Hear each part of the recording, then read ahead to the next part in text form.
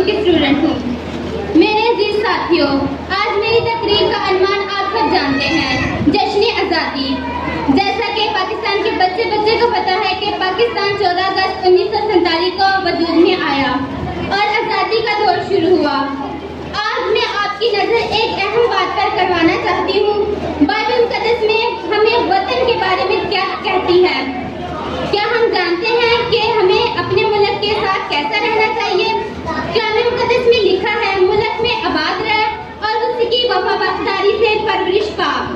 خدا کا کلام بھی ہمیں وطن سے وفاداری کا درس دیتا ہے اور ہم آج اس بات پر غور کریں گے کہ کیا ہم آزاد ملک میں رہتے ہوئے بھی آزاد ہیں یا نہیں۔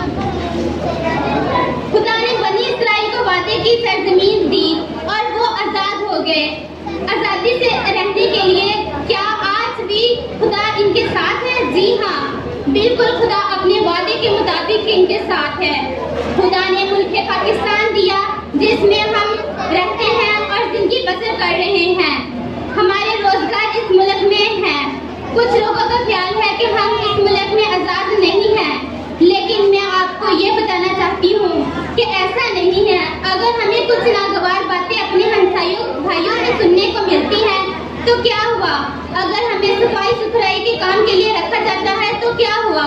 اگر ہمیں دل دکھانے والے برے نفرت انگیز فکرے سنانے کو ملتے ہیں تو کیا ہوا؟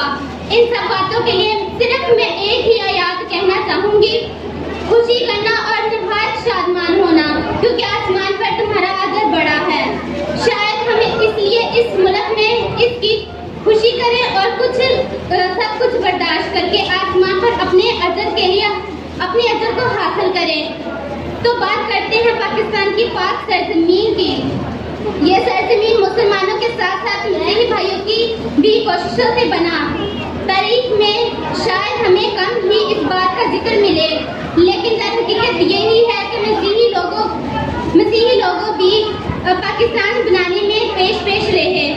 آج ہمیں بھی ضرورت ہے کہ ہم پاکستان کو روشن بنائیں، اس کی ترقی کے لیے دعائیں مانگیں اور اپنے ملک سے وفاداری دکھائیں تاکہ کلام مقدس پر عمل پیرا ہو سکے۔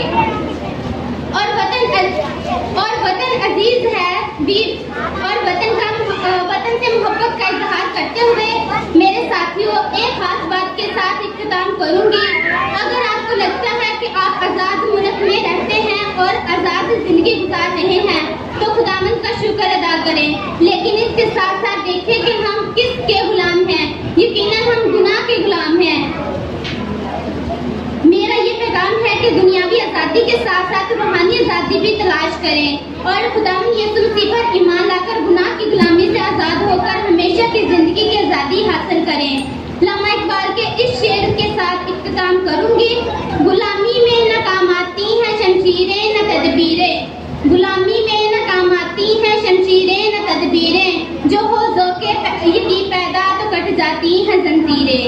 شکریہ آپ کا۔ تازہ ترین اپلوڈز کی نوٹیفیکیشن حاصل کرنے کے لیے ہمارے چینل کو سبسکرائب کریں اور ساتھ میں دیے گئے گھنٹی کے نشان کو دبانا نہ بھولیں۔